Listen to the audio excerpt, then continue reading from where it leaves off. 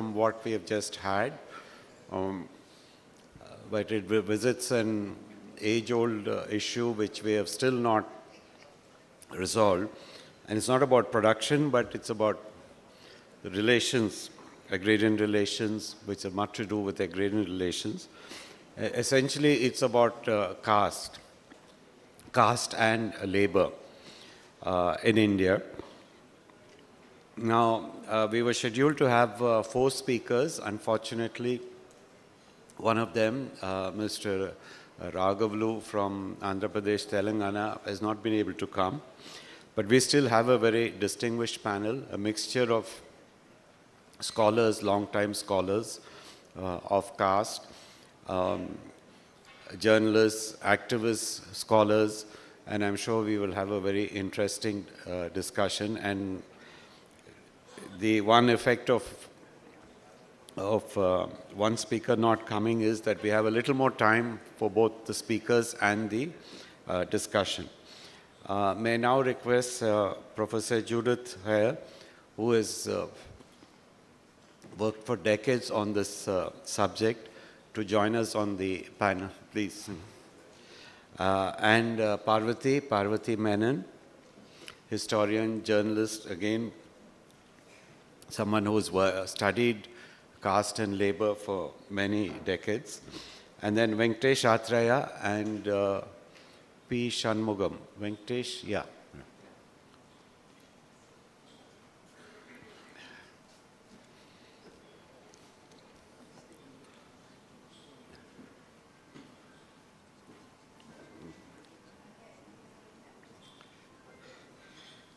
Yeah, Venkatesh is, yeah, he'll be in a minute.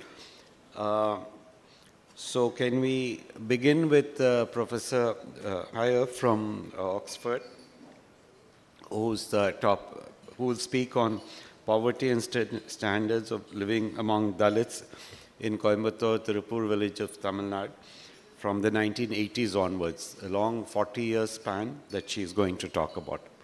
Proceed. Yeah.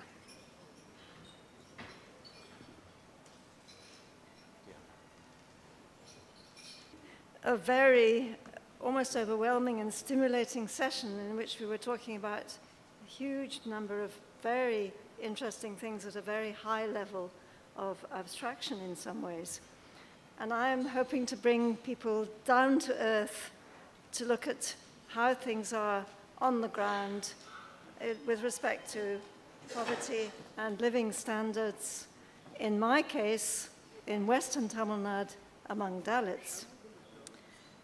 I think I am duplicating what a lot of other people are reporting. I feel I am duplicating what a lot of other people are reporting about the way in which poverty has changed, has evolved over recent decades in India. But I want to highlight 2 things. One, the many different ways in which we are understanding poverty. 2, that what it is to be poor changes enormously over time and from place to place. We talk about poverty, and we mean many different things when we do so. We talk about poor countries, we talk about poor communities, we talk about poor people, we talk about levels of poverty, degrees of poverty, food poverty, nutritional poverty, housing poverty, and so on. When we talk about poverty in a fairly casual way, a lot of the time, we're talking about very different things. And that's one of the things I want to emphasize in this presentation. So my paper is about the way in which poverty and living standards have, among Dalits in villages in Western Tamil Nadu, have changed from 1981 to 2 to 2024 to 25, and in the years in between. I focus on Dalits because in the first period when I was there in the early 1980s, it was really only Dalits who were poor. The levels of poverty in the Dalit community were so far above the levels of poverty in any of the non-Dalit groups. In 2024-25, that remains the case, although slightly less so than in the early 1980s. So my paper is about poverty and living standards in these villages, which happen to be, where poverty happens to be concentrated still among Dalits. It brings out the fact that what it means to be poor has changed over time. The first thing to say is that I have been impressed by how much things have improved, both for Dalits and for others in the villages I study, over these 40-odd years. The change has been slow, but the changes, when I think about the contrast between the early 1980s and the contemporary period, they are very dramatic. That does not, however, mean that there is no more any poverty. The kind of poverty there was when I was first looking at these issues in the early 1980s is very different from the kind of poverty that we have today. Poverty is still very present today, nevertheless. What I want to highlight before I go into the figures that I've got in the PowerPoint, or the details that I have in the PowerPoint, is that I don't think I have stressed enough work. That what it means to be poor includes working in contexts and in ways which many of us would regard even now as intolerable. Long hours in oppressive conditions with a lot of drudgery. For young men, as well as old, to be willing to work 12 hours a day for 6 days a week and another 2 hours of commuting in these times is an indication of the type of poverty that their households are experiencing. It's also part of what it means to be poor, not just having low levels of expenditure, low levels of consumption, low levels in all the ways we usually measure it, but also in the kind of work that people spend the majority of their waking hours doing. So I think work, the type of work people are doing, is one of the important measures of poverty that we should be incorporating more than we usually do.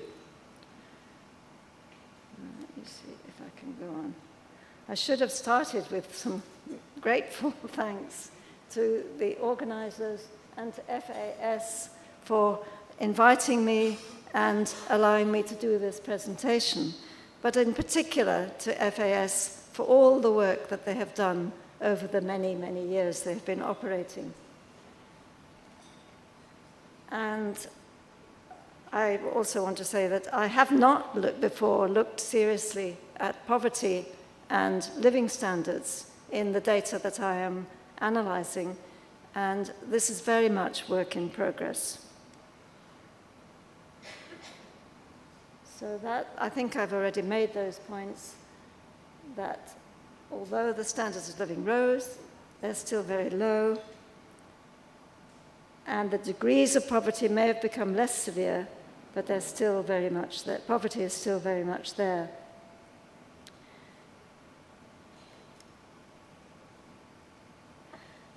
I'm not going to go into this, which I don't think is necessary for this audience, but we all know about the fact that there are many different measures of poverty, indicators of poverty, ways in which people are estimating poverty. And it goes back to my first point, that I think we're not clear enough a lot of the time about what exactly we're talking about when we're talking about poverty.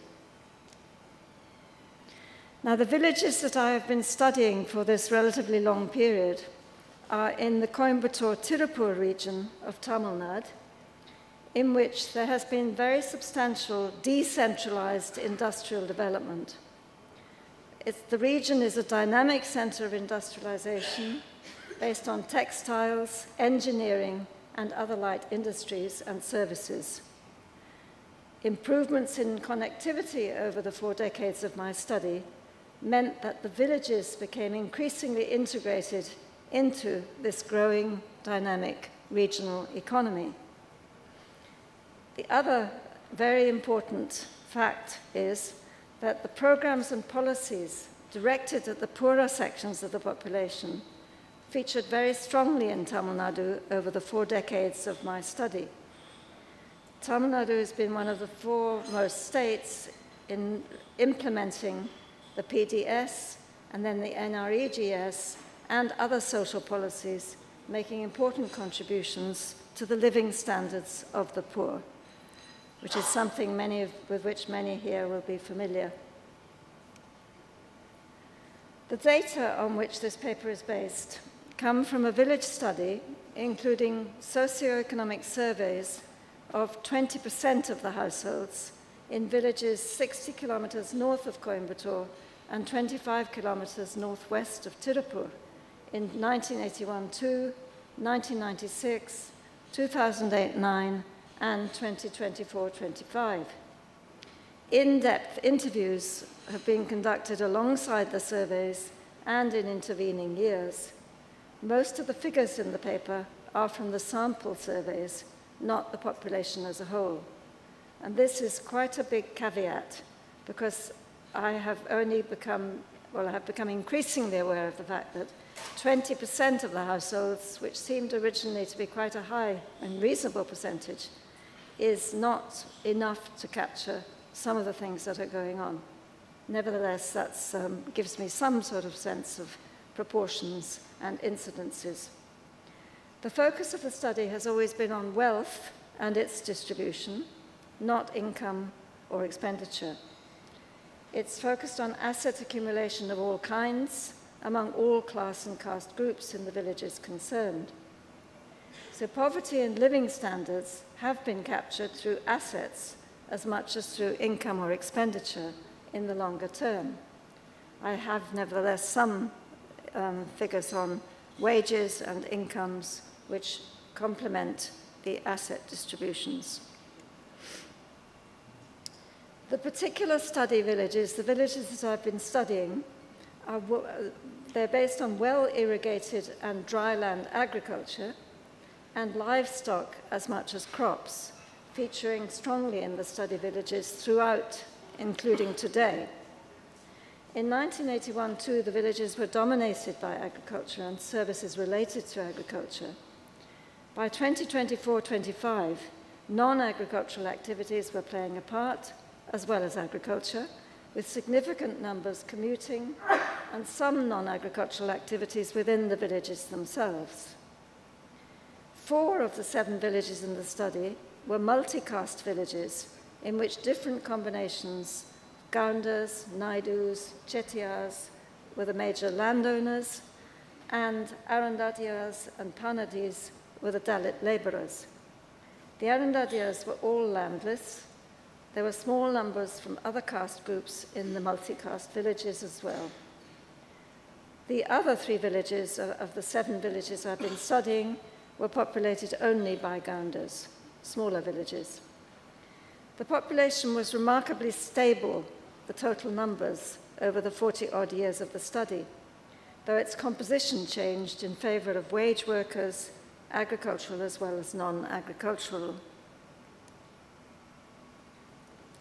In 1981-2, when I was first in the villages, food was the major issue for the majority of Dalit households. So food poverty was the dominant figure, the dominant issue, and Dalit households were preoccupied by the problem of getting enough food. A lot of Dalit housing was poor quality and crowded, and those who were slightly better off in terms of dependency ratios, able to think of something other than food, in 2 of the 4 villages in which there were Dalits, they had begun campaigning for new settlements and house sites, which were being established in 1981-2. So the main first consideration, after having a little bit of relief from the pressure on food, was housing. The majority of Dalit men and boys worked as tied agricultural laborers in oppressive conditions with low pay.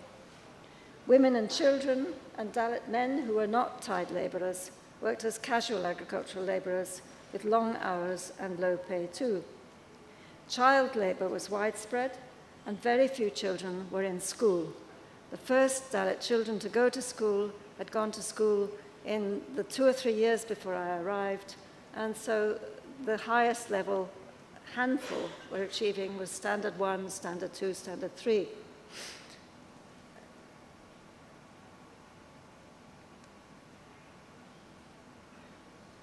I don't know how I'm doing on time. Thanks. Okay. So by 1996, we have a dramatic transformation. This is 15 years after the first survey I did. Food was no longer a problem. And this was due partly to the PDS and the midday meals in schools, but also increased wages. There had been considerable improvements in housing, financed both by the state and by the households concerned. Most Dalit children were getting some schooling, a big change from 1981 too. And the first 2 Dalits to reach and pass SSLC 10th standard came through in 1996. All Dalits still worked as agricultural laborers on wages that had increased substantially. The important thing that had happened was that as a result of the opening up of the economy, many non-Dalits who had previously been agricultural laborers were commuting to Tirupur. And that meant that the wages for those still working as agricultural laborers had risen very substantially. Tied labor continued, but the hours had been reduced, as had the hours for casual labor. And there was very little child labor anymore. Many households were still stressed, but this time it was by spending on housing and having children in school, children who no longer were bringing in any income and who were having to be provided with basic school uniforms, books, whatever was necessary for them to be in school. I have one very striking example of someone I call Govindan in 1996. His son was one of the first 2 Dalits to complete SSLC successfully in 1996. He was one of the few people right the way through since the early 80s who had been very keen on education. But when his son passed SSLC and I was asking him about continuing, he gave me a despairing look and said, "We are completely exhausted. We've worked so hard to get this boy this far. We can't possibly let him go any further. He has to be an agricultural laborer now." I tried to intervene, and after long discussions, I agreed to pay him the agricultural wage his son would have been bringing in if he would allow his son to continue into standard 11 and 12, plus 2. We negotiated this. We negotiated the fact that I would also pay any extra expenses incurred by this son, and the son started in plus 2. 6 months later, I get a message to say the grandmother has died, and the son has stopped school, has come back to be an agricultural laborer because they needed the money. We got him back into school, and another 6 months later, got another message. His younger sister needed a stomach operation, so he couldn't continue. I gave up after that and decided it was fruitless to try to get this boy further. And of course, after several years, he eventually started getting teacher training qualification. He got into as far as becoming the Panchayat secretary, and that's where he is now. But this was a very salutary experience to have his parents, his father and mother, saying that they were so utterly exhausted by having got him as far as standard 10.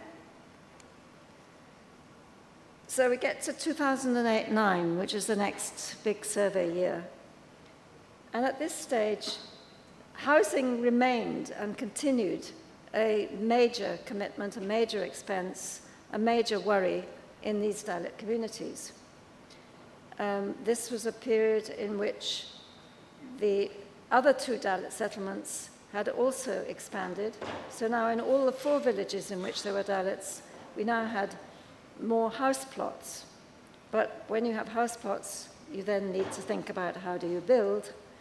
The other thing was that some of the so-called paka houses were beginning to fail, were beginning to crumble, were beginning to leak, were beginning to need repair. So housing was a continuing stress, a continuing problem, which went on, in fact, right up to now. Repair, building, and renovating housing, with or without any state help. Something that's quite surprising is that by 2008-9, we still had 80% of the Dalits in these communities working as agricultural laborers, though very few were tied laborers anymore. 20% were working in knitwear units, not just in Tirupur, but in surrounding centers. These stitching units had spread into the countryside, but not actually in the villages themselves. There were 1 or 2 Dalit outliers, not in the sample figures, including someone who was on track to become a lawyer who was studying, and the manager of the local ration shop, who had also got sufficiently well qualified to be appointed as the manager of the ration shop. But these were single 1-2 examples in a population of several hundred. All Dalit children were now in school, and a few had gone on to +2. A handful were doing teacher training courses too. But none of the better educated in the sample were getting anything other than wage work. And this was a continuing refrain. It was surprising that they were still interested in going on to college and going on to other higher education of various kinds, but not with any results. What I'm now giving you is a few of the consumer durable figures that by 2008-9, all Dalits, as did other people in the village, had free television sets provided by the state government. They all had electricity connections, and a small number had got their own better quality TVs. Only 1 person had a cell phone, and there were no 2-wheelers in Dalit households at this stage. Have another 10 minutes. Thank you. So come now to 24-25, the survey which I've just been finishing. Firstly, in these same Dalit communities, there was continuing expenditure on housing. Housing was a continual stressor. Housing quality was still poor in many cases, was one of the major worries of people in these Dalit communities. And a lot of this was that some of the earlier housing, the housing that had been constructed in the 1980s, was falling apart. 70% now were still working as agricultural laborers. That's now. But they were finding it difficult to get enough work, and that was something which had not occurred before. Just under 20% were working in knitwear units, and the remaining just over 10% were working in slightly better quality employment as drivers, electricians, and in very low administrative jobs. Again, there were a handful of outliers outside the sample, which I've been following, of course, very carefully, in much better positions. The one outstanding outlier is the lawyer. So one of the Dalits in one of the Dalit communities I've been studying had a very interesting history. He had had a bad industrial accident at the end of the 90s in which he had lost the fingers of one hand. That had resulted in some compensation. He had used that, being no longer able to do any manual work, to study and study and study to try to see if he could get into some form of college. And he had eventually succeeded in getting into law college, and eventually got a law degree, and in 2024 was appointed the district special attorney in Tirupur. So this was an outstanding success. He, however, was not interested in the village. He was not interested in the fate of the other Dalits in the village. In fact, he was very disdainful of them, that they were the ones that were at fault for their continuing low position. That was very disappointing. The other person who made it was the one I mentioned earlier, who became the Panchayat secretary and is still the Panchayat secretary today, earning about 17,000 a month. And there was also a small farmer from the Dalit community who had managed to take advantage of an earlier scheme, government scheme, which gave access loans for and advice for a small acquisition of land in the name of his wife. And that small farmer continues to sit on a piece of land, and he's now started a business, but he doesn't make any money, he loses money, so he's working as a construction worker in Tirupur in order to finance the continuation of the farm and the business. So that's a sad story in many ways. But his status, of course, is much higher. He's very happy with the fact he's now got higher status. The ration shop manager was a tragedy. He died during the COVID pandemic, so he is no longer. At this stage now, just under 40% of the Dalit households either had children in college or children who had completed college degrees. And this was a huge change even from 2008-9, when only one Dalit, the lawyer, had been to college at all. The college education that Dalits were getting was generally of poor quality, and in only a third of the cases in the sample did it lead to better quality employment, and then only drivers, electricians, attendants at petrol stations, and that sort of work. The lawyer was still a quite exceptional case. 2/3 of the Dalit households now had two-wheelers. Again, that's a huge up. And 90% had cell phones. Big changes since 2008-9. There'd also been a significant increase in spending on healthcare, which was an important source of impoverishment in 2024-5. So changes in what it meant to be poor. Poverty was widespread among Dalits in 1981-2, when being poor meant everyone able to work, including children, was working long hours in oppressive conditions to get enough food. Many had poor houses, many had poor health, and it was rare to find children in school. The little slack there was in households with dependency ratios that were favorable went into housing and marriages. There was a lot of debt, but it was sustainable. In no single case was it particularly high. It was just a continual drain on the resources of the household because it was high interest. Nobody would lend more than a little to these Dalits. They couldn't get into serious debt. In 2024-5, there was less poverty, fewer of the households in these communities could be classed as poor in any sense, but still roughly 25%, I think I would say, were poor. The poverty that was being experienced in 2024-5 now meant having houses in bad states of repair, ill health accompanied by not being able to afford medicines or other kinds of health care, not being able to afford having children in higher education, which became a sort of normal aspiration for Dalit households, or had become a normal aspiration for Dalit households in this era, and the critical thing being that they got into debt that had got completely out of control. In come the finance companies.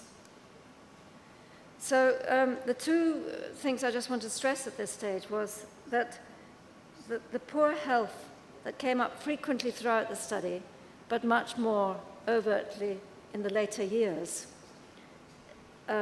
was something which I didn't track nearly well enough, nearly precisely enough, but I did have a question on health in the 2024-5 survey, And what came up frequently was high blood pressure, diabetes, leg pain, heart attacks, strokes, paralysis, and TB. Relatively high expenditures on healthcare came up in the 2010s and thereafter, and this included relatively high expenditures in the case of accidents, where people had had injuries of various kinds. And this despite the fact that the state healthcare is available to Dalits and is fairly comprehensive, but nevertheless, they have been spending again and again far more than they needed to on healthcare that did not produce results, and that got them into debt. So where there was a major, so I'm thinking about precarity also, where there was a major accident or injury, or even somebody having a stroke or a heart attack, there were friends, neighbors, relatives who came to the rescue in any acute emergency. The health care that really crippled these families was health care associated with more continuing bad health. So when households got heavily indebted, it was through medical, education, housing, and/or marriage expenses, which turned out to be unaffordable. What I wanted to mention there was the finance companies that are so familiar to everybody in the last few decades only really came into the Coimbatore area in the 2010s, quite a lot later than in eastern Tamil Nadu and quite a lot later than in Andhra and other places. But the finance companies are now very present and are a source of incredible indebtedness of a kind which previously would not have been possible, and with it, of course, all the downsides when you can't pay. So the reasons for the general improvement in living standards and poverty, the experience of poverty, are certainly the better connectivity and the better employment opportunities in this region, which is still quite dynamic and has a labor shortage in general and is has quite a lot of employment opportunities. Between 1981 and 1996, as I mentioned, the wages and conditions in agricultural employment improved enormously as the non-Dalits started going to work elsewhere. I'll stop. But the other thing is the state policies and programs in Tamil Nadu, the provision of house sites, housing loans, the PDS, midday meals, NREGA, etc., have also contributed enormously to the improvement. So I want to suggest that as a result of, in 2024-5, Dalits were in a far better position than they had been in the early 1980s. However, there were still a lot of problems. And I will end there. Thank you very much. Thank you very much.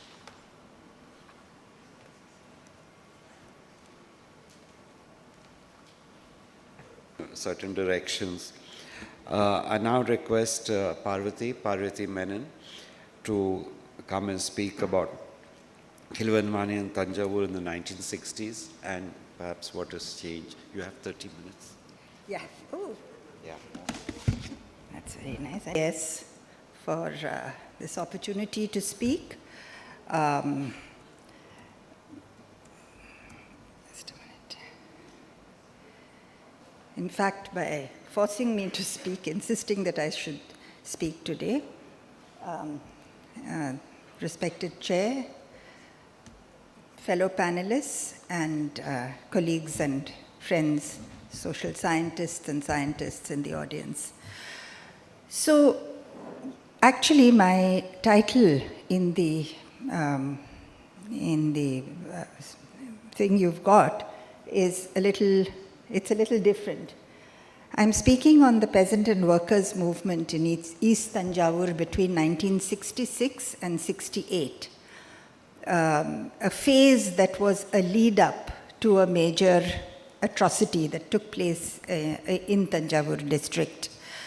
So my presentation is part of a book that is nearing completion that focuses on the Kilvenmani killings of December 1968. For those of you younger people in the audience and those who are not from India, on December 25th, 1968, the village of Kilvenmani, in what was then East Tanjavur and now in Nagapattinam district of Tamil Nadu, was the scene of a caste and caste atrocity, the likes of which had not happened in independent India. A gang of local landlords and their henchmen, armed with rifles, machetes, knives, sickles, entered the segment of the village where Dalit agricultural laborers lived and opened a murderous attack on the residents. They set fire to the houses, and in a final demonstration of power and authority, on learning that a large number of persons had taken shelter in a hut, they locked the door of the hut from the outside and set it on fire.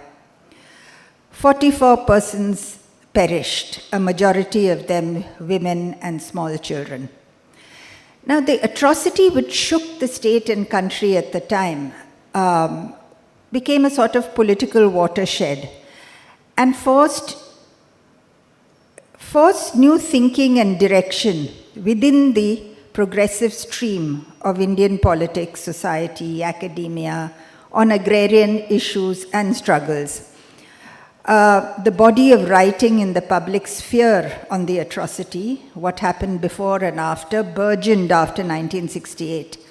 The reflections and retellings of the story of the Venmani atrocity became part of an ever-growing print repository, each anniversary of the atrocity bringing fresh insights and questions, new eyewitness accounts, hitherto uncovered evidence, and some outstanding historical research into agrarian relations and caste in the region. However, these writings are scattered and fragmented, and there was a real need to contextualize the incident and to fill in the gaps in the Kilvenmani story. Once the atrocity occurred, the focus in the public domain became, naturally enough, the horrific details of the mass murder and its aftermath. But like all disaster reporting, the story went off the front page in a couple of days. Of course, the long judicial journey of the case was reported and written upon episodically. But even there, the failure of the judicial system in bringing justice to the victims went by and large unnoticed in mainstream discourse, other than in the left-leaning progressive media stream. A tendency took root to see the Kilvenmani atrocity as a terrible but one-off episode, or as the logical result of agrarian conflict between violent and recalcitrant Kisan unions who at the crucial time of harvest held hard-pressed landlords to ransom with their wage and other demands. So I've tried to address these gaps in the Kilvenmani story, as it were. My own argument is that the shock and awe generated by the atrocity seem to have put into shade other aspects of this important incident in India's agrarian history. Its short, medium, and long-term antecedents, but also how the event actually unfolded that day, what happened in the days immediately after, and how the investigation and the details of the farce that was both the police investigation and the legal process. As a scholar on caste and the judiciary recently noted, Kilvenmani became the template for caste violence, caste-class violence, and judicial failure in India. Now, the roots of the Kilvenmani atrocity lay in the agrarian movement in East Tanjavur that emerged in the 1940s as a response to a highly oppressive agrarian order that prevailed historically in the delta region of the Kaveri River right up to the 1960s. It was a region of high land concentration that was dependent on the labor of a vast army of untouchable labor, landless labor, a sizable section of them bonded, and all of them subject to harsh forms of economic and extra-economic oppression. by the owners of the large landed estates, in those days known as the Mirasdars in Tanjavur. So the East Tanjavur agrarian movement was soon shaking the foundations of this seemingly unassailable bulwark of socio-economic oppression. And it succeeded in weakening and in some cases dismantling its worst excesses. It took up the demands of the peasantry and agricultural workers, winning many important struggles with respect to tenancy, wages, caste, strictures, and other issues.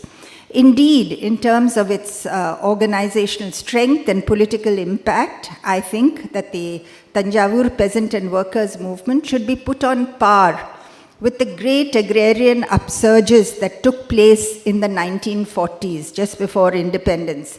The Tebhaga, the Telangana, the Malabar, the Varli uprisings, all of which gave heft to the anti-colonial struggle in the post-World War II years. Now, I'm going to be reading from a chapter that looks at the lead up to the incident. That is from 1966 to 68. The incident occurs at the end of 1968. So the years 67 and 1968 were markedly different from preceding years.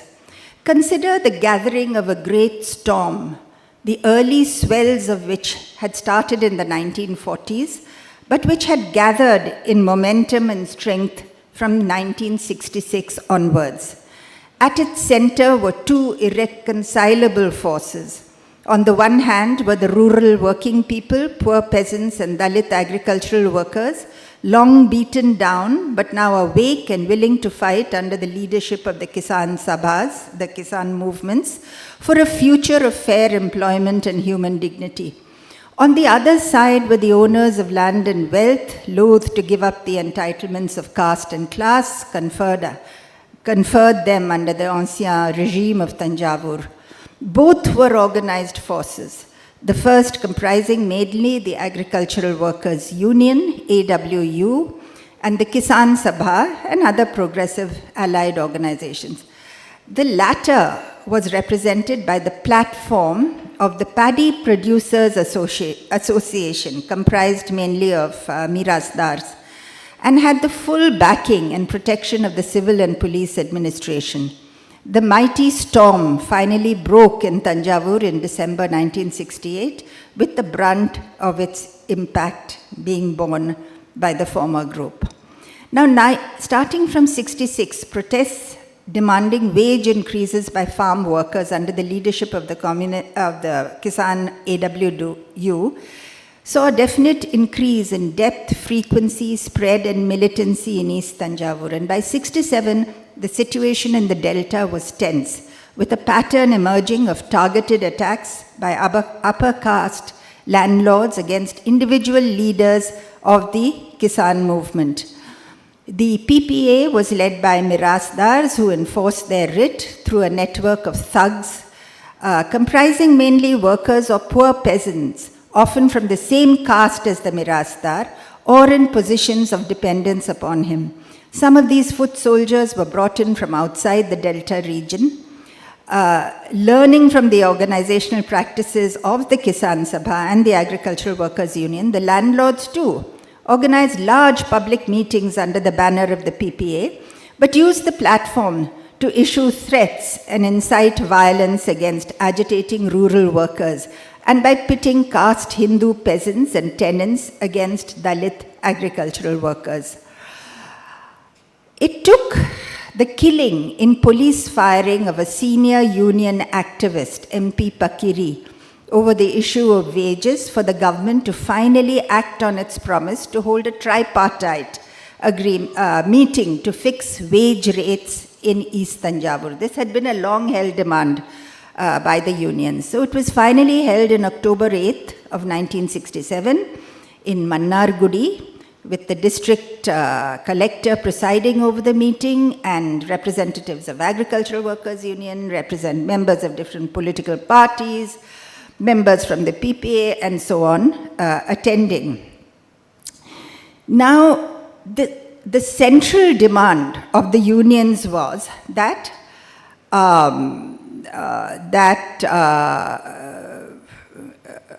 the central wage demand was that the daily wages at harvest time should be fixed at 6 liters per gallon of paddy harvested. Now the conference did not come, it sat from 3 p.m. to 11 p.m. and there was nothing that came out of it. There was no common ground, and finally the collector decided to sort of work a compromise, and he said two or three things. One is, he said that this 6 liters per gallon would not be, it would be the highest rate that that landlords had to give, but they could also give 5.5 or 4.5 liters per gallon, provided that was a half liter more than what they had paid earlier. So obviously, Mirasdar, who had been paying, say, 5 liters a gallon, he said, he insisted that his wages, so he lowered his wages to 4.5 and then increased it to 5, So in order to keep within this 6 gallons, it wasn't as if they were told that anyone who paid below 6 gallons had to pay 6 liters, had to pay 6 liters per gallon. It was 6 liters was the cutoff, basically. It was this very loose formula governing wage fixation in the agreement, left, of course, the issue open to interpretation, and obviously in a way that benefited the Mirasdars.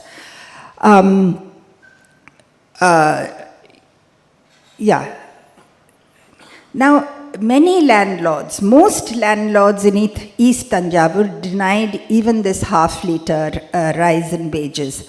As I said, they would claim to be paying a lower basic wage than they were actually paying, so that when they officially mandated half-liter increase, with that, they would be paying the same wage as before.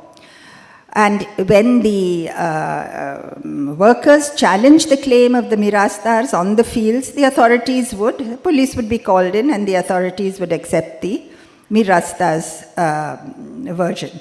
There were many, many other ways in which the Mirasdars dodged the very, very sort of weak agreement, even the terms of the weak agreement that was arrived.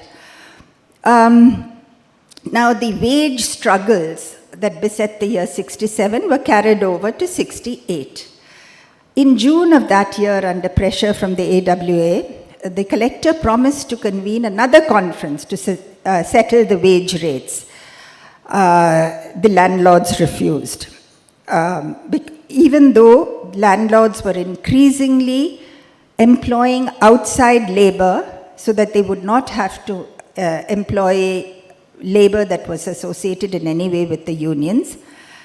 And in areas like Thanjavur, predominantly rice-producing areas, the harvest was the time when Dalit agricultural families actually got something. There was some, they had some consistent wages. It was the time when they would buy, there'd be food in the home, they could buy some extra clothes for the children when the harvest festival of Pongal came. And so denial of work now, sort of the demand for jobs now starts assuming a greater voice. Now we have the evidence of innumerable petitions, letters, telegrams, personal representations by union leaders, by legislators, to the police, to senior government, to the chief minister, drawing attention to this volatile situation in Thanjavur and asking for help. K.R. Gnanasambandhan, legislator from the region, he sent a telegram to the Inspector General of Police to intervene to stop landlord atrocities and provide protection for the workers. He also sent a detailed petition to the government. On November 14th, the legislators the same Jnana Sambandhan, P.S. Dhanush Kodi and G. Bharati Mohan met the Chief Minister Annadure and the Law Minister and submitted a report on the insecurity of agricultural workers and the landlords' plans and the landlords' attacks on Dalit villages. Of course, no action was taken. Now, by the middle of November, in fact, on November 15th, another assassination takes place, again believed to have been planned by the elements from the PPA, the Mirasi, the landlord elements. The intended target was this legislator himself, Jnana Sambandhan. Although the person who was assassinated was a man called Sikkil Pakiriswamy, and he was a very widely respected leader and organizer of the movement. So here, by November, when the short duration Kuruvai crop was ready for harvesting, agrarian tensions had seen a very sharp spike in the region. And the Mirasdars, through their various power networks in government, in media, in administration, and police, sought to project that the district was aflame with violent workers refusing the harvest to take place. Of course, the reality was different. In fact, at that time, during the harvest, in village after village, Now, how did Kilvenmani become the specific site of the attack? Kilvenmani enters the sort of discourse by the middle of November. And I think one of the reasons why Kilvenmani was singled out was that in addition to wage and labor demands, in Kilvenmani, the local landlord by the name of Gopalakrishna Naidu, and a notoriously ruthless and casteist oppressor, he had told the workers, the village residents there, through his underlings, he had told them that they must leave their union and join his PPA, the Paddy Producers Association. And he had levied fines and issued threats, even as late as December 15th. Of 1968, the atrocity takes place on the 25th, he issued a public threat saying that the workers of Kilvenmani must lower the flag of the union, join the PPA, or face the consequences. So I also think that by the end of 68, the whole set of socio-economic pressures generated by historic land concentration that had beset the region as a whole converged upon Kilvenmani. It had come in the crosshairs of the PPA by that time, clearly, and a sort of historic inevitability sets in the sense that, you know, the immediate reasons, what took place in the few days before the atrocity could have been anything. And the date could have changed by, you know, a day or two. But that Kilvenmani would burn, that was certain. And that is what happened on December 25th. This is just a shortened version of one chapter. You know, my work also has a great deal of detail on what happened on the day and on the complete travesty of justice that took place in the courts of India, for which one of our leading current lawyers, justices of the High Court, who's retired, K. Chandru, he said, Kilvenmani, there must be a public apology by the judiciary in India on, you know, the judicial verdict of Kilvenmani. Thank you.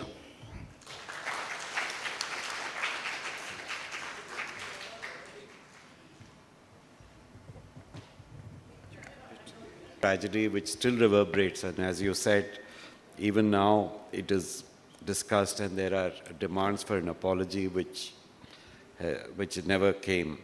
I now request Mr. Shanmugham, who will speak on the victorious struggle of the people of Vachathi. And his talk will be translated by Venkatesh. Right. Have 30 minutes plus a little more because of Chair and dear friends, thank you very much to FAS coordinator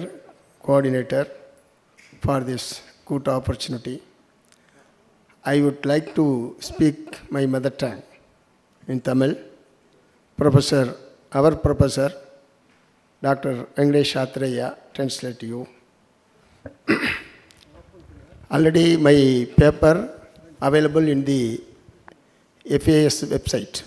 So I don't want to go to the read out the paper. I will speak with you. பேச்சில்லா கிராமம் அப்படின்றத யாராவது கேள்விப்பட்டீங்களா அந்த வார்த்தையை? பேச்சில்லா கிராமம். பேச்சில்லா கிராமம் என்பது வருவாய்த்துறை ஆவணங்களில் இருக்கக்கூடிய ஒரு சொல் தான்.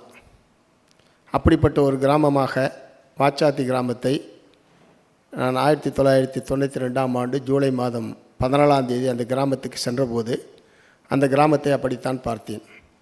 கிராமம் இருந்ததற்கான அடையாளம் இருக்கும், உயிரினங்கள் இருக்கும், ஆனால் மனிதர்கள் மட்டும் இல்லாத ஒரு கிராமமாக வாச்சாத்தியை நான் பார்த்தேன்.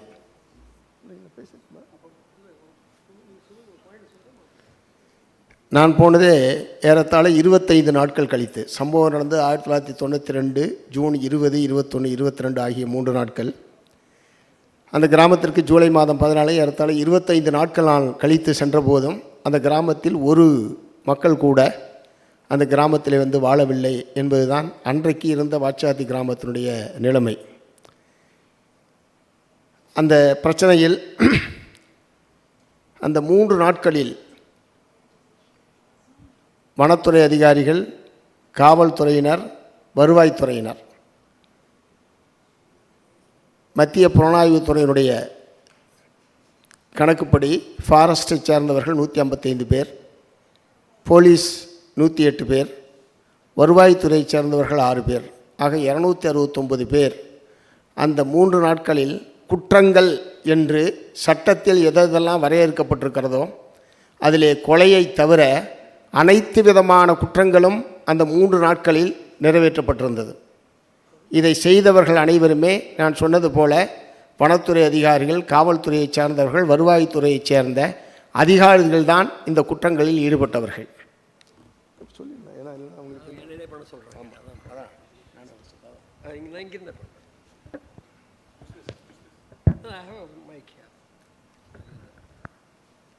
Hello, is it working?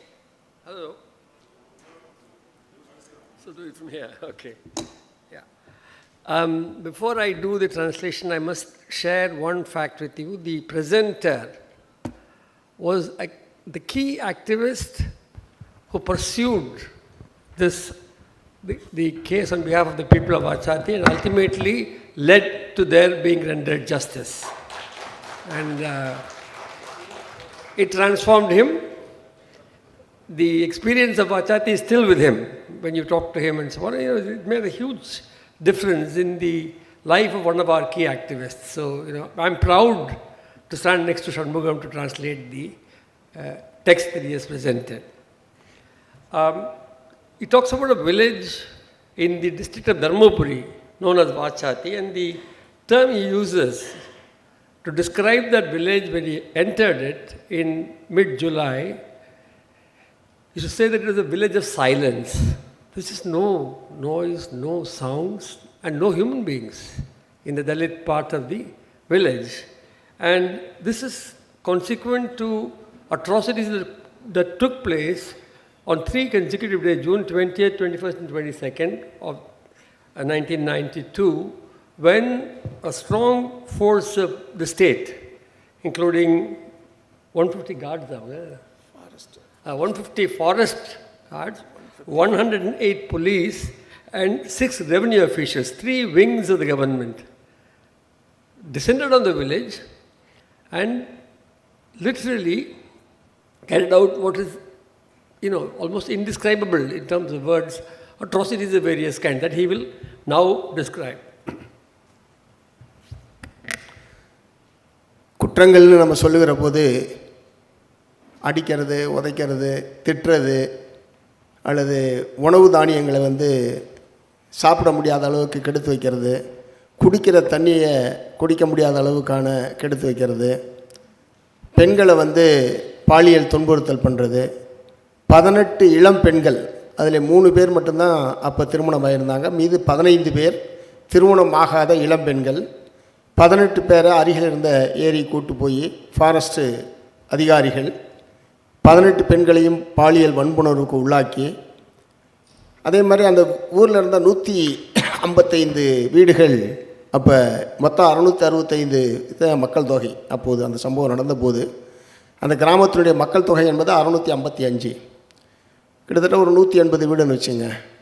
இந்த அனைத்து வீடுகளுமே கவர்மெண்ட் கட்டி கொடுத்த குரூப் ஹவுஸ் உட்பட அனைத்து வீடுகளுமே அடித்து நொறுக்கப்பட்டிருந்தது. ஒரு வீடு கூட முழுமையான ஒரு வீடாக அல்லது இந்த அதிகாரிகளுடைய தாக்குதலுக்கு உள்ளாகாத ஒரு வீடு கூட அந்த கிராமத்தில் அப்போ கிடையாது. ஆக வீடுகள் அடித்து நொறுக்கப்பட்டது, அவர்கள் சேமித்து வைத்திருந்த தானியங்கள் முழுவதும் நாசமாக்கப்பட்டது, அவர்களுடைய குடிதண்ணீர் கிணற்றிலே ஆடு மாடு இந்த மாதிரியான கோழிகள் இதனுடைய கழிவுகள் பூரா உள்ளே போடப்பட்டு ஆயில் இன்ஜின் உள்ளே ஊற்றப்பட்டு குடிப்பதற்கு தண்ணீரே இல்லாமல் அந்த மக்கள் உள்ளாக்கப்பட்டிருந்தனர். அந்த அவர்கள் வைத்திருந்த சிறு சிறு சேமிப்புகள் எல்லாம் இவர்களால் களவாடப்பட்டது. இப்படி அதாவது செய்யாத குற்றங்கள் எதுவுமே இல்லை என்று சொல்லத்தக்க அளவுக்கான குற்றங்கள் அந்த 3 நாட்களில் நடத்தப்பட்டிருந்தது. In those 3 days, these government forces which had come there, which I described earlier, carried out a whole set of atrocities. First, the population was 855, 655. 185, 655. The population there of that village is 655 from 155 households. Now, not a single household was left out. In every household, the house was demolished. Whatever little government housing they had got, that was demolished. The stocks of grain were taken away or just pilfered or just thrown on the ground. Their water sources were polluted by the dead carcasses and meat of animals and birds. And 18 young women, of whom only 3 were married, were raped. They were taken away to a spot a little distance from the center of the village and raped by the government forces, foresters and police as well. Yeah. So this is, their whole lives were sought to be more or less made non-existent and impossible. This is what had happened then. 28 குழந்தைகள் உட்பட கிட்டத்தட்ட 180 பேர் சிறையில் அடைக்கப்பட்டார்கள். நாங்கள் அங்கே போன பிறகு தான் இந்த பாலியல் வன்புணர்வு குற்றங்கள்லாம் நடந்தது என்பதில் இந்த சம்பவங்கள் எல்லாமே நாங்கள் போனதுக்கு பிறகு தான் வெளியே தெரியும். அது வரைக்கும் வெளியில் எந்த நியூஸ் பேப்பர்லேயும் கொஞ்சம் கூட லீக் ஆகாமல் இந்த அட்மினிஸ்ட்ரேஷன் பார்த்துக்கிட்டாங்க, வெளியவே தெரியாது. நாங்கள் வெளியே சொன்னதுக்கு பிறகு தான் இப்படி ஒரு சம்பவம் நடந்ததே தமிழ்நாட்டுக்கு வெளி உலகத்துக்கு தெரியும். நான் போன அன்னைக்கே போய் கலெக்டரை போய் பார்த்தோம். Dharmapuri district collector Dasarathan IAS அப்போது அந்த பொறுப்பில் இருந்தார். இப்படி ஒரு சம்பவம் நடந்ததே எனக்கு தெரியாது, நீங்கள் தான் ஃபஸ்ட்டு என்கிட்ட சொல்கிறீங்க என்று தான் அவர் பொய் சொன்னார். அவர் பொய் சொன்னார் என்பது அதற்கு முன்பாக அவருக்கு பெட்டிஷன் கொடுத்துருக்காங்க, அவருக்கு முன்பாகவே அதிகாரிகள் போய் சொல்லியிருக்காங்க, எஸ்பி உள்ளிட்டவர்கள் இடையில் போயிருக்காங்க. ஸோ அதனால் கலெக்டருக்கு தெரியாதுன்னு அவர் சொன்னது என்பது பொய் என்பதை பின்னாடி நாங்கள் தெரிஞ்சுக்கிட்டோம். ஆனால் கலெக்டரே அவருடைய எல்லைக்கு உட்பட்ட ஒரு கிராமத்தில் இப்படிப்பட்ட ஒரு வன்கொடுமைகள் நடந்திருக்கிற நிலையில் அது நடக்கவே இல்லை என்கிற பொய்யை எங்களிடத்திலே சொன்னார். அதற்கு பிறகு தான் அப்போது செல்வி ஜெயலலிதா அவர்கள் முதலமைச்சராக இருந்தார்கள். அவருக்கு உடனடியாக நாங்கள் பெட்டிஷன் அனுப்பித்தோம். சட்டமன்றத்தில் இந்த பிரச்சனை என்பது மார்க்சிஸ்ட் கம்யூனிஸ்ட் கட்சி சட்டமன்ற உறுப்பினரால் எழுப்பப்பட்டது. ஆனால் அப்போது அரசு தரப்பில் இப்படி ஒரு சம்பவமே நடக்கவில்லை, அரசின் மீது பழி தூற்றுவதற்காக பொய்யான குற்றச்சாட்டுக்களை மார்க்சிஸ்டுகள் எழுப்புகிறார்கள் என்று செல்வி ஜெயலலிதா அவர்களும் அப்போது வனத்துறை அமைச்சராக இருந்த திரு செங்கோட்டையன் அவர்களும் சட்டமன்றத்திலே மறுத்தார்கள். இத்தகைய நிலையிலே தான் நீதிமன்றத்திற்கு செல்ல வேண்டிய அவசியம் என்பது நமக்கு ஏற்பட்டது. சென்னை உயர்நீதிமன்றத்தில் தமிழ்நாடு மலைவாழ் மக்கள் சங்கத்தின் சார்பில் வழக்கு என்பது தொடுக்கப்பட்டது. When Shanmugham went there on the 14th of July to meet the collector, a man called Dasarathan, the collector pretended that nobody had told him anything about this kind of an atrocity. He had no news of it. And this is patently a lie because many revenue officials and others had told the collector, had met him and told him. This is in his jurisdiction, so he could not have been unaware of what had happened. But he pretended that he was. But not only the collector, in the state legislature, the minister of forests in the ADMK government of that day, Sengottayan, claimed that this is completely a false narrative. Nothing of this kind had happened, and this is simply done to tarnish the image of the government. Chief Minister Jayalalitha repeated the same lie in the assembly to the people. So, because of these kinds of stubborn refusal of the government to even listen, we had to approach the court. The Tamil Nadu Tribal Association filed a case in court on this atrocity. ஒரு பக்கம் நீதிமன்றத்தில் வழக்கு தொடுத்த அதே நேரத்தில் இதை ஒரு peoples மூவ்மெண்ட்டாக மாற்றினது என்பது இந்த வழக்கினுடைய வெற்றிக்கு மிக முக்கியமான ஒரு காரணம். வெறும் சட்ட போராட்டத்தை மட்டும் நடத்தாமல் அது ஒரு மாபெரும் மக்கள் இயக்கமாக மாநில அளவில் தமிழ்நாடு மலைவாழ் மக்கள் சங்கம் அல்லது தமிழ்நாடு விவசாயிகள் சங்கம், மார்க்சிஸ்ட் கம்யூனிஸ்ட் கட்சி போன்ற பல்வேறு அமைப்புகளின் சார்பில் மாபெரும் மக்கள் இயக்கமாக மாற்றியதும் சேர்ந்துதான் இந்த வழக்கினுடைய வெற்றி என்பது இருக்கிறது என்பதை நான் சொல்ல விரும்புகிறேன். நீதிமன்றத்தில் உத்தரவிட்டு தான் மத்திய புலனாய்வுத்துறையினுடைய விசாரணைக்கு உத்தரவிடப்பட்டது. இதற்கிடையில் சென்னை உயர்நீதிமன்றம் இந்த பொதுநல வழக்கை தள்ளுபடி செய்தது. அதற்கு அவங்க சொன்ன காரணம் ரொம்ப வினோதமானது. என்ன சொன்னாங்கன்னா, படித்தவர்கள், உயர் அதிகாரிகள் இத்தகைய குற்றங்களை செய்திருப்பார்கள் என்பது நம்பத்தகுந்ததாக இல்லை என்று சொல்லி எடுத்த எடுப்பிலேயே வழக்கை உயர்நீதிமன்றம் தள்ளுபடி செய்தது.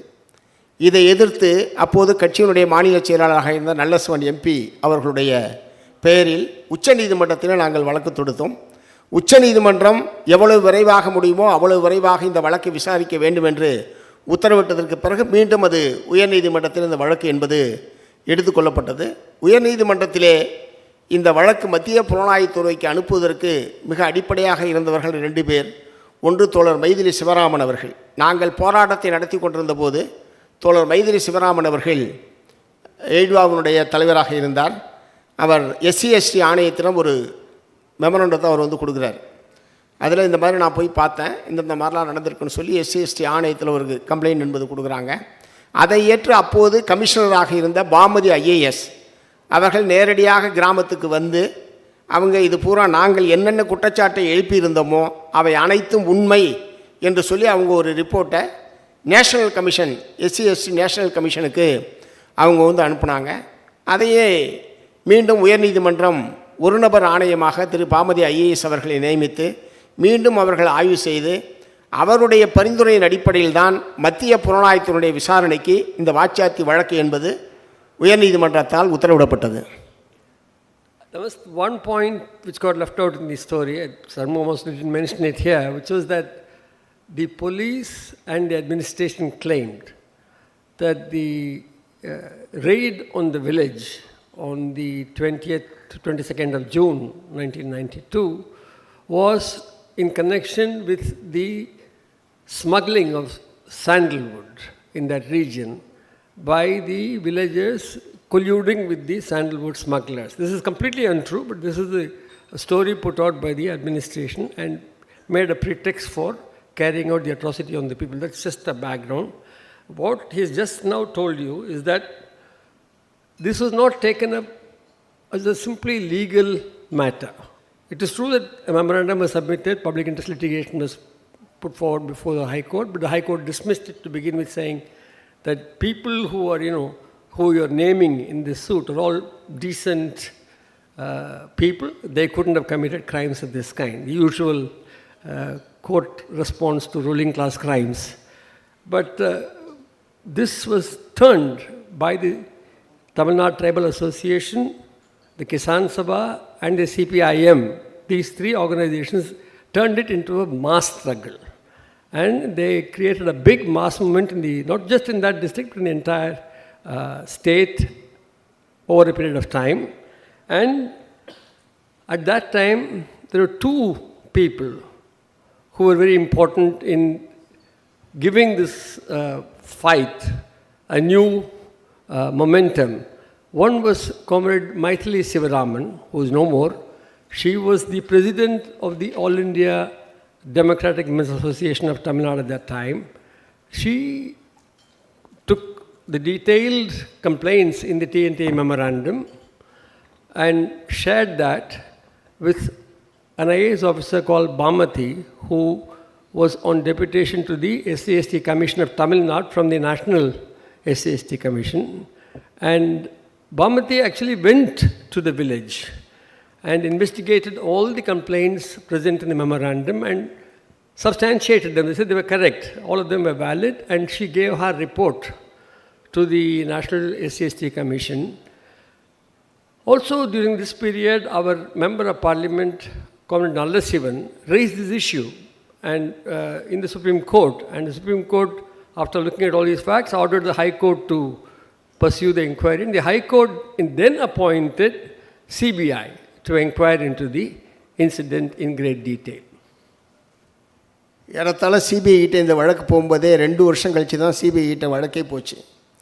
இதில் ரேப் உட்பட இந்த குற்றங்கள் அனைத்தும் நிரூபிக்கப்பட வேண்டும். மிக திறமையாக சிபிஐ இன்றைக்கு பாரதிய ஜனதா கட்சியால் எப்படி பயன்படுத்தப்படுகிறது என்பது வேறு. ஆனால் இந்த வாச்சாத்தி வழக்கை பொறுத்தவரை அந்த சிபிஐ அதிகாரிகள், அந்த டீம் உண்மையிலே ரொம்ப உணர்வுபூர்வமாகவும் இந்த குற்றங்கள் அனைத்து குற்றவாளிகள் அனைவரும் தண்டிக்கப்பட வேண்டும் என்கிற உணர்வுபூர்வமான நோக்கத்தோடும் அந்த வழக்கை நடத்தினார்கள் என்பதை இந்த நேரத்தில் நான் சொல்ல விரும்புகிறேன். சிபிஐ தான் இதுவரைக்கும் தமிழ்நாட்டில் நடந்த இந்த குற்றங்கள் சம்பந்தமாக தமிழ்நாடு காவல்துறையால் இன்றைக்கு தேதி வரைக்கும் எஃப்ஐஆரே போடாத ஒரு வழக்குன்னா அது வாச்சாத்தி வழக்கு தான். தமிழ்நாட்டில் நடந்த ஒரு அக்கரன்ஸ் சம்பந்தமாக தமிழ்நாடு காவல்துறையால் வழக்கு போடப்படவில்லை. மத்திய புலனாய்வுத்துறையினுடைய வழக்கு தான். அவங்க தான் குற்றப்பத்திரிகையை தாக்கல் செய்தார்கள். அந்த குற்றப்பத்திரிகையை தாக்கல் செய்ததற்கு பிறகு நடைபெற்ற விசாரணையில் இந்த பாதிக்கப்பட்ட 18 பெண்களில் செல்வி என்று ஒருவர், அவருக்கு அந்த சம்பவம் நடக்கிற போது 8ஆம் கிளாஸ் படிச்சுக்கிட்டு இருந்தாங்க, 13 வயசு தான். அவங்க கோர்ட்டில் சொன்ன சாட்சியம் ரொம்ப முக்கியமானது. எல்லாருக்கும் லீவுன்னா சந்தோஷமாக தானே இருக்கும், ஸ்கூல் லீவுனா எல்லாத்துக்கும் சந்தோஷமாக தானே இருக்கும். ஏன்னா அந்த சம்பவம் நடந்தது சனிக்கிழமை, அதனால் ஸ்கூல் லீவு. ஒருவேளை பள்ளிக்கூடம் விடுமுறை விடாமல் இருந்திருந்தால் எனக்கு இப்படி ஒரு கொடுமையே நடந்திருக்காது, என்னுடைய படிப்பும் அத்தோடு முடிந்திருக்காது. ஸ்கூல் லீவுன்றதுனால நான் வீட்டில் இருந்தேன். அந்த நேரத்தில் தான் இந்த ஃபாரஸ்ட் அதிகாரிகள்லாம் என்னை அடித்து இழுத்துட்டு போய் இப்படி என்னுடைய பாலியல் வன்முணர்வுக்கு உள்ளாக்கிட்டாங்க. அப்போது நான் வயசுக்கு கூட வரல. அந்த சம்பவம், அந்த கொடுமை நடந்ததற்கு பிறகு என்னுடைய 2 துளைகளிலும் ரத்தம் ஓடிக்கொண்டே இருந்தது என்று சொல்லி நீதிமன்றத்திலே அந்த குழந்தை 13 வயது குழந்தையாக இருந்த செல்வி சாட்சியம் அளித்தார். இப்போது அந்த செல்வி தமிழ்நாடு மலைவாழ் மக்கள் சங்கத்தினுடைய மாநில குழு உறுப்பினராக, ஒரு தலைவராக வளர்ந்திருக்கிறார் என்பதை பெருமையோடு குறிப்பிட விரும்புகிறேன். It took 2 years after the horrific event had occurred for the case to be taken up by the CBI on court orders. Of course, CBI today, the caged bird of the BJP government, is a different kettle of fish. The CBI in this particular case of 1992 actually took a very honest stand and carried out a thorough investigation. In the court, while all this was going on, because the Tamil Nadu government did not even file an FIR, did not pursue these cases, it had to be pushed into taking up the issue and allowing the court to deal with it. One of the victims, by name Selvi, who was in class 8 at that time, of age 13, the day that the atrocities occurred, testified in the court that because the event that particular day was Saturday, school was a holiday and she was home, and if it hadn't been the case, she would have escaped. But she was brutally raped and she was bleeding all the way. And now, so she described all this in court, and this is a very important testimony to move the court to the direction that they moved in. But many years later, we have to share with you the news that Selvi is an active militant of the Tamil Nadu Tribal Association and a member of its state committee. 2011 ஆண்டு September மாதம் 29ஆம் தேதி இந்த வழக்கிலே தருமபுரி மாவட்ட நீதிமன்றம் ஒரு வரலாற்று சிறப்புமிக்க தீர்ப்பை வழங்கியது. பொதுவாக இந்த மாதிரியான கும்பல் வழக்குகளில் பல பேர் விடுவிக்கப்படுவதைத்தான் இதுவரைக்கும் நாம் பார்த்திருக்கிறோம். இதிலே குற்றம் சாட்டப்பட்டவர்கள் 269 பேர். குற்றம் சாட்டப்பட்ட 269 பேரும் குற்றவாளிகள். உயிரோடு இருக்கிற 255 பேர், அதுவரையும் 14 பேர் இறந்து விட்டார்கள் குற்றவாளிகள். உயிரோடு இருக்கிற 255 பேருக்கும் தண்டனை, அபராதம் என்று சொல்லி ஒரு வரலாற்று சிறப்புமிக்க தீர்ப்பை தருமபுரி மாவட்ட நீதிமன்றம் என்பது வழங்கியது. அநேகமாக இந்திய வரலாற்றில் யூனிஃபார்ம் சர்வீஸில் இருக்கக்கூடிய நபர்கள் இவர் பெரும் எண்ணிக்கையில் தண்டிக்கப்பட்ட முதல் வழக்கு வாச்சாத்தி வழக்கு என்பதை நான் இங்கே பெருமையோடு குறிப்பிட விரும்புகிறேன். அதற்கு பிறகு 2023ஆம் ஆண்டு அதற்கு பிறகு குற்றவாளிகள் தரப்பில் உயர்நீதிமன்றத்திலே அப்பீல் என்பது செய்யப்பட்டது. உயர்நீதிமன்றத்தில் 2023 செப்டம்பர் 29ஆம் தேதி சரியாக 12 ஆண்டுகள் கழித்து உயர்நீதிமன்றம் தீர்ப்பை அளித்தது.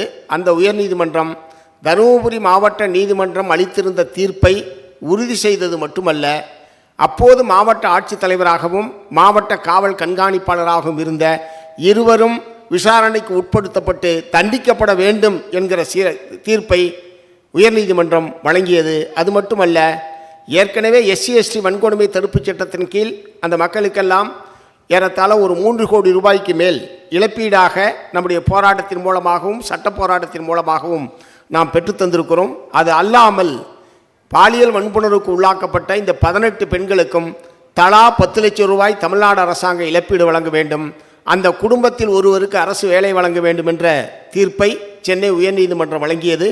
அந்த தீர்ப்பு இப்போது முழுமையாக அமுல்படுத்தப்பட்டு 18 குடும்பத்திலும் ஒவ்வொருவர் அரசு வேலைக்கு சென்றிருக்கிறார்கள் என்பதையும் நான் குறிப்பிட விரும்புகிறேன். Very heartrending actually to go over this case again, because some of us have gone over it many times over in the last 20 years.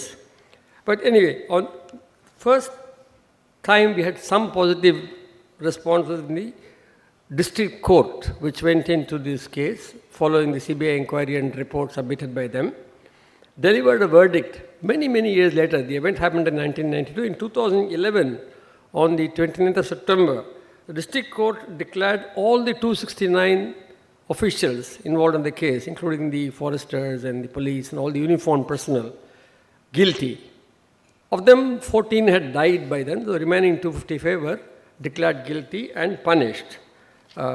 This was appealed, of course, by the officialdom, and ultimately on 2023 September 29th, interestingly the same date as the date on which the 2011 verdict was pronounced, the High Court upheld the decision of the district court, and in addition, so all by then more people had died, but all those who remained alive out of the 269 were punished as originally put forward by the district court, was upheld. In addition, the High Court also brought into the picture the district collector of that time, Dasarathan, and the district superintendent of police, Rammanohar. They were also made parties to the case, and they were also punished by the High Court. Earlier, we had, through our mass struggles and so on, obtained some compensation for the victims, all the victims, roughly amounting to about rupees 3 crores. But the High Court actually said that the 18 rape victims should be sanctioned 10 lakh rupees each by the state government, and that too was implemented subsequently. Government jobs. Yeah, they also said that every rape victim or some member of her family should get a government job. This has been done. Now they have received the money and received the jobs. மனித உரிமை மீறலுக்கு எதிராக Marxist communist கட்சியும் அதனுடைய அமைப்புகள் நடத்திய ஒரு மாபெரும் போராட்டம் இது. எனக்கு முன்பாக பார்வதி மேனன் அவர்கள் கீழவெண்மணியை பற்றி இங்கே பேசினார்கள். கீழவெண்மணி 1968ஆம் ஆண்டு, இது வாச்சாத்தி வன்கொடுமை என்பது 1992ஆம் ஆண்டு. இந்த இரண்டு போராட்டங்களுமே மார்க்சிஸ்ட் கம்யூனிஸ்ட் கட்சியினுடைய வரலாற்றில் என்றென்றைக்கும் முத்திரை பதிக்கத்தக்க ஒரு போராட்டமாக அமைந்திருக்கிறது என்பதை நான் இங்கே சொல்ல விரும்புகிறேன். நாங்கள் 92 ஜூலை 14 சென்றபோது மக்கள் எங்களிடம் சொன்னதை நாங்கள் நம்பினோம். அதை மக்களிடம் சொன்னோம், நீதிமன்றத்திடம் சொன்னோம். அது உண்மை என்று நீதிமன்றத்தால் நிரூபிக்கப்பட்டு குற்றவாளிகள் அனைவரும் தண்டிக்கப்பட்டிருக்கிறார்கள். இப்போது அந்த வழக்கு உச்சநீதிமன்றத்தில் நிலுவையில் இருக்கிறது. உச்சநீதிமன்றத்திற்கு குற்றவாளிகள் தரப்பில் சென்றிருக்கிறார்கள்.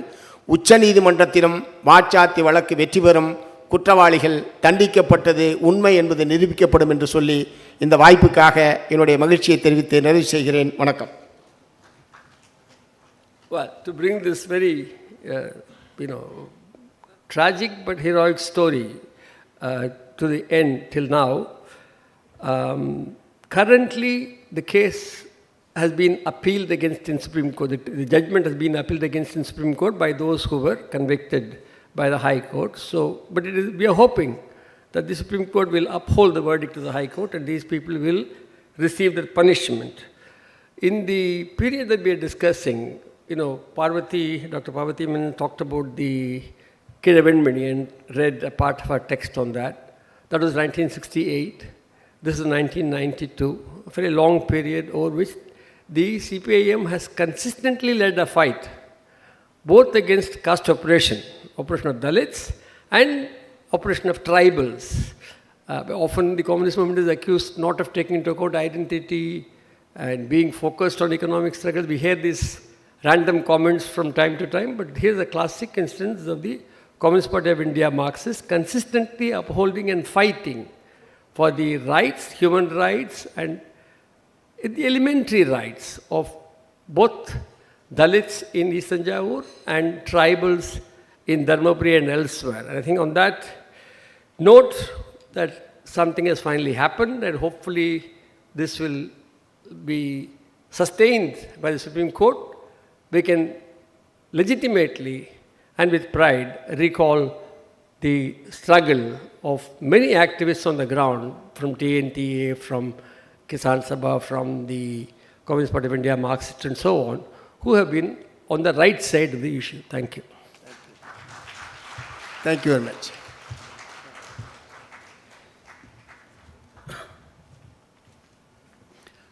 Thank you, Mr. Shanmugham, first for waging this battle for 30 years and more, and then telling us the story today, and of course Venkatesh for translating. I just noticed midway through the presentation that while these are not longitudinal studies of any kind, we have 3 stories of different aspects of caste and labor from one state, Tamil Nadu, which now and then is held up as a model for where social change has taken place, but where we also know that there are more than occasional incidents of caste violence which still take place. We had, of course, Parvathi with giving us the background to the 1968 massacres. Then not chronologically, but of the 1992 atrocities in Vachathi, and of course Professor Heyer didn't talk about caste violence, but she gave an account of changes over 40 years. We have about 15-20 minutes for discussion. If I may be permitted, if I could begin by asking Professor Heyer, that was not the focus of her study, but whether even the limited changes that have taken place among Dalit conditions, especially housing, ownership of bikes, cell phones, what response that has evoked among the middle caste.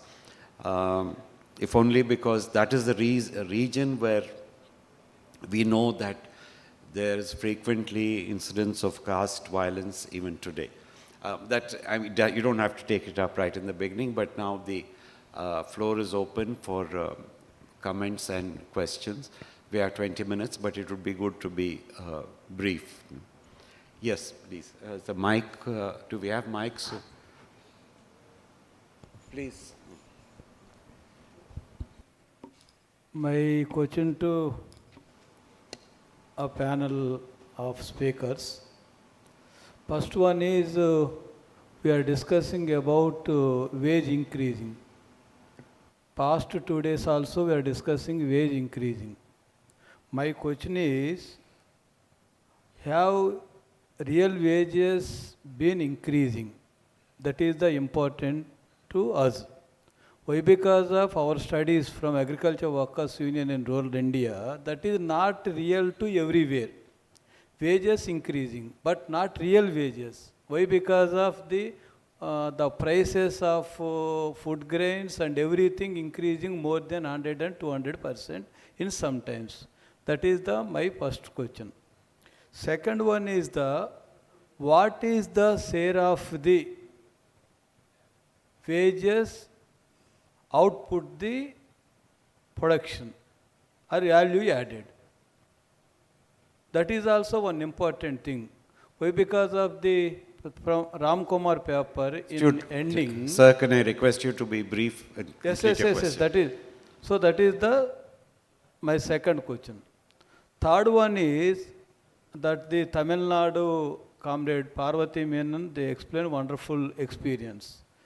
Any recent information with her, that is the past struggle, what are the effects and what are the developments in that area? That is also need of the third. Fourth one is that the Tanjavur or many areas our beloved professor explained. The motorcycles, how many motorcycles and etc. This is okay. But what is the inequality between upper caste and the Dalits? That time how many thank you. That is also need of this. Okay. Yeah. Thank you very much. Okay, sir. Okay.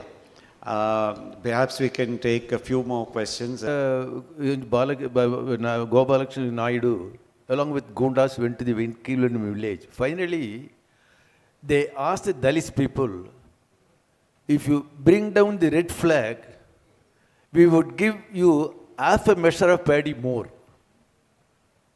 Then Dalit people told the Gundas and landlord, this is the red flag which fought against untouchability.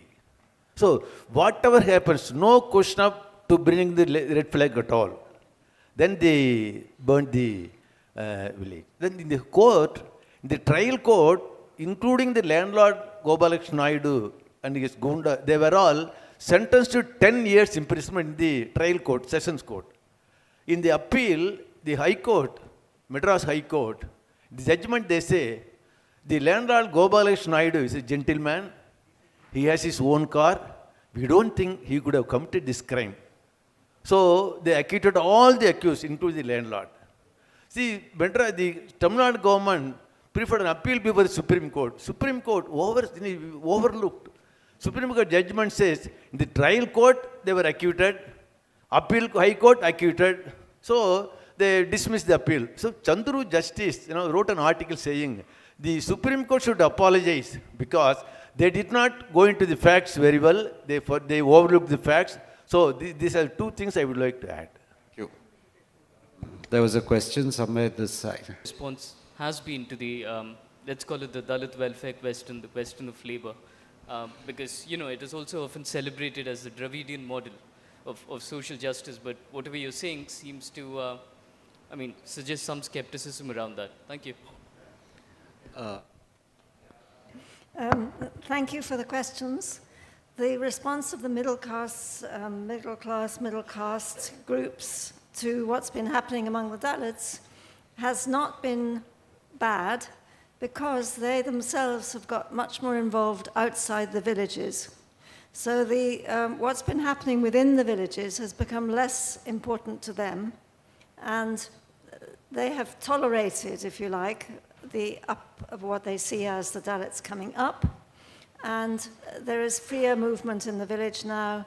There is a sort of peaceful environment in the village, but it's mainly because the other caste groups are much more involved now in the economy outside the villages and the society outside the villages. Those questions about wages are very important. Real wages, I have a big problem with the deflators. So how one deflates, what deflators one uses in order to estimate real wage changes is very problematic. So I used to be estimating that between 1981 and 1996, real wages had increased by 150% at least, sometimes 200%, if you use the cost of living indices. But if you factor in the fact that these people are spending a lot of money on housing and on building housing, the real wage seemed like it hadn't gone up nearly as much. But the real wages had increased very substantially by some measure or other between the early 1980s and the mid-1990s. Since then, the real wages have been increasing less substantially, but they have been increasing. So the answer is I am talking about real wages and not the nominal wages. I don't know about the share of wages in production because I don't have the figures on production costs and all. But I think you were asking about previous history of struggles or the context. What's interesting in these villages is, in many senses, they're very backward politically. But amongst the Panodis, there's quite strong CPI, not CPM, representation. But that does not translate into activities within the village. It's more a question of participating in demonstrations on other issues elsewhere. Within the other communities, the Arundatyas in the village, there's been quite substantial activity in the Ambedkar People's Movement in the 1990s, and then that's transferred into the CPM. So the CPM is now have some presence there, but not very strong. And then the inequalities, of course, between the Dalits and the middle and upper castes and classes have increased. One of the big inequalities is in relation to the quality of higher education. And so there's just a huge gap now between the sort of higher education and what jobs it leads to in the upper caste classes compared with what happens amongst the Dalits. And then housing is another very dramatic, observable change in inequality. The housing of the Dalits has improved enormously, but in the upper caste classes, quite out of proportion. So I would say the inequalities have increased as well. So you asked about the present situation in the Kaveri Delta. The FAS, Foundation for Agrarian Studies, has a book on it. And one of the villages they surveyed was Venmani, the village where this atrocity took place. So you could have a look at that. It has details on that. And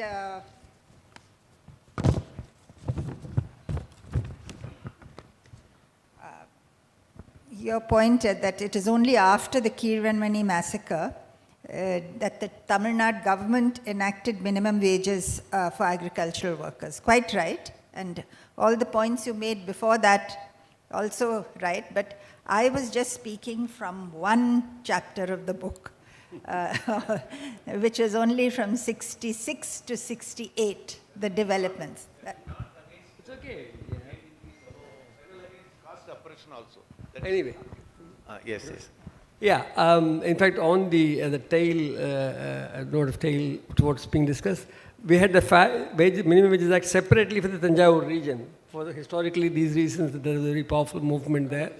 In 1969, after the Ganapati Pillai Commission inquiry went into the issue, and there was this particular part of Tamil Nadu had a separate apparatus for administering a Minimum Wages Act, different from the rest of the state. That's just a bit of history.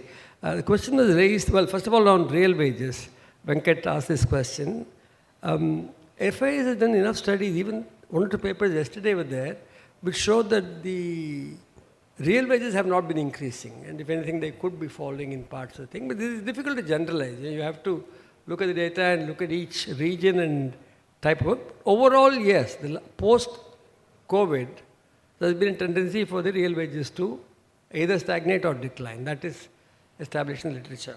A friend asked about the DMK governments and their claims to serving the interests of social justice. I'll not go into the whole comprehensive question, but I must share a fact that Parvathi didn't have time to share, which is that in the run-up to Kilvenmani, the CPIM leader from that district had written to the chief minister, saying that all these threats, do something about it.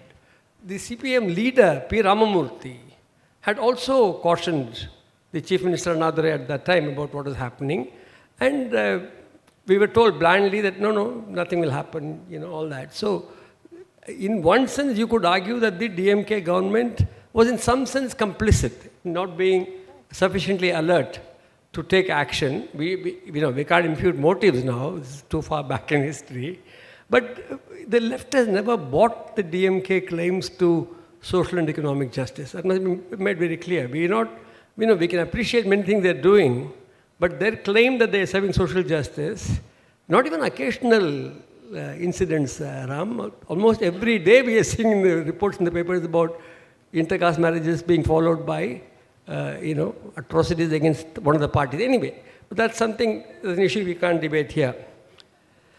I think that, basically we have sustained the struggle independently throughout this period. Despite electoral political alliances, the left has taken a distinct stand on all these issues.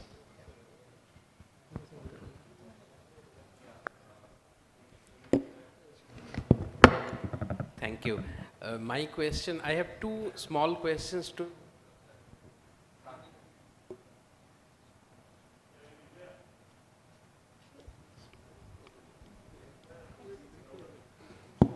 Yeah, so I have a question to Professor Judith Heyer. Ma'am, you were mentioning that Dalit households, despite the existence of government healthcare facilities, they are not availing those facilities and spending a lot of money on healthcare. So my question is why? Is there some cultural factor involved, or what is the reason? The second thing, you were mentioning that the expenditure on marriage is very high. Is it primarily because of dowry, or what is it? Thank you. Sorry, I can speak, right? Audible to, okay, Ram, regarding, can I? Sorry. Yeah, please. Okay, regarding that point concerning the movement of wages, I just happen to have done some wages, work on that. Let me tell you, the decline we talk about is very real from 1916-17 onwards, right up to 2021. Marginal increase in the post-COVID period, but a longer period of time, let me say, a clear sign of improvement if you take a longer horizon, but from 16-17 onwards, stagnation or deceleration in most states for agricultural laborers. I would defend the long-term increase because we are talking about subsistence wages of people. And let me tell you, without that increase, marginal or not, people will drop dead at the lower end of the society. So one must invariably welcome any increase in real wages. On this question of violence, let me add an aside.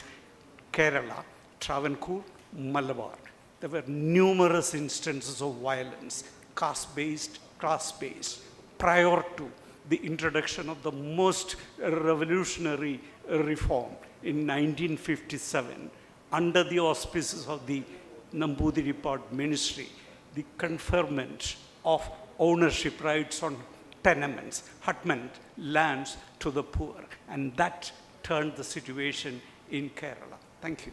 Thank you. I wanted just two clarifications from Judith ma'am. Here. One is when you place this, regarding the situation of women, Dalit women, during this change. What exactly happened? Because when you say the wages increased and the quality of life respectively, I mean, not really very great, but was better. So how did the situation for women also changed? One. Second, since most are agricultural laborers, usually they do not get work around the year. So regarding the migration, was that also a factor in this, and how did you take that in your study? Yeah, one more question, anybody? Yeah, there. Last question, please. My question is to Judith ma'am. Ma'am, I am just wondering that people from east part of India, like from Odisha and Bihar, they are going to Tamil Nadu for, they are migrating to Tamil Nadu to get some industrial kind of job and other things, and they are getting as well.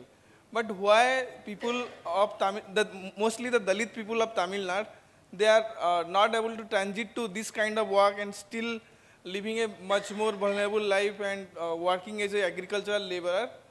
I am just wondering that why such things are happening. Outsiders are getting good job, but the people are not getting that kind of job. That's what. Thank you. Professor, yeah, maybe you would. Yeah, please. She didn't get the last question. The last question, basically about there's migration taking place from eastern India to. Oh, right, yeah. Yeah.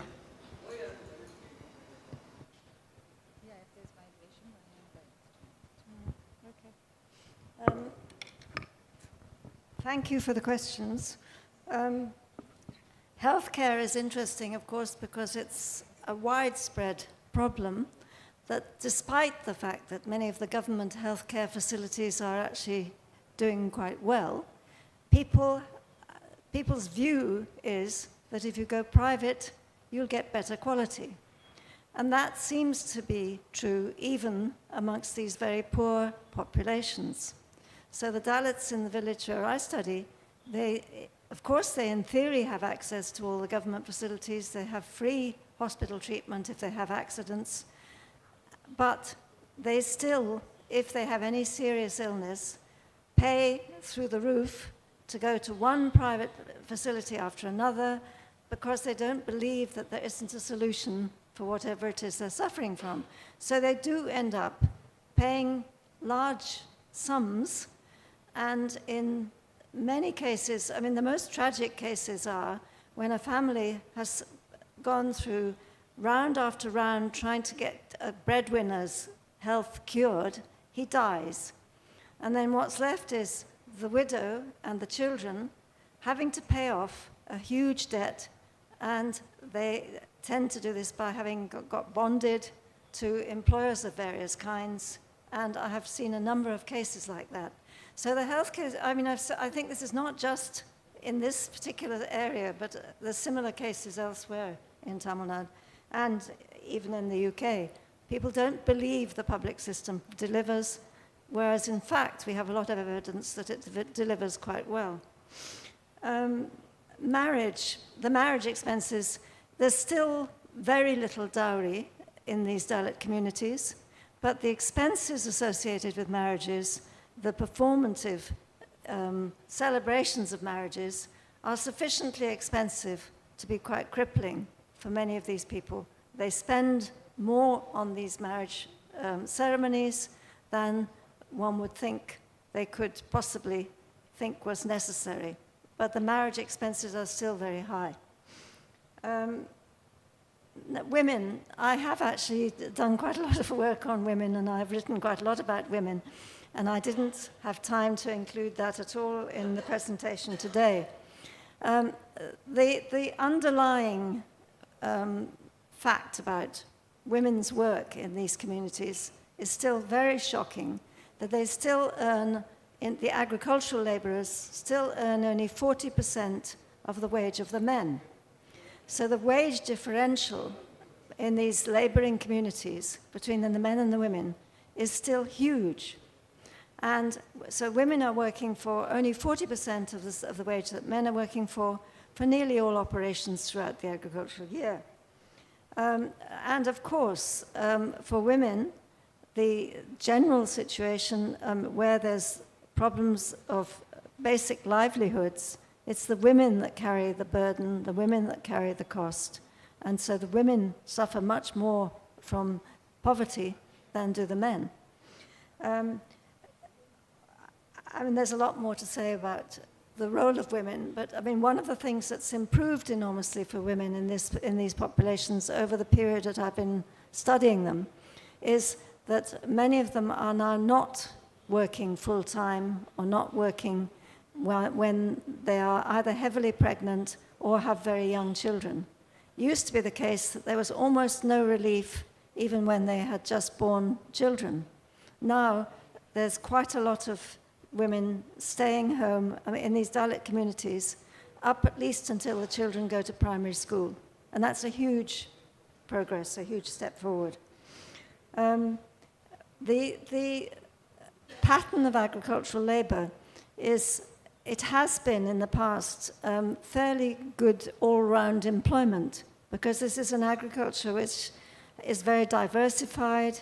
It relies on a huge number of different cropping patterns, and there's been work for agricultural laborers round the year.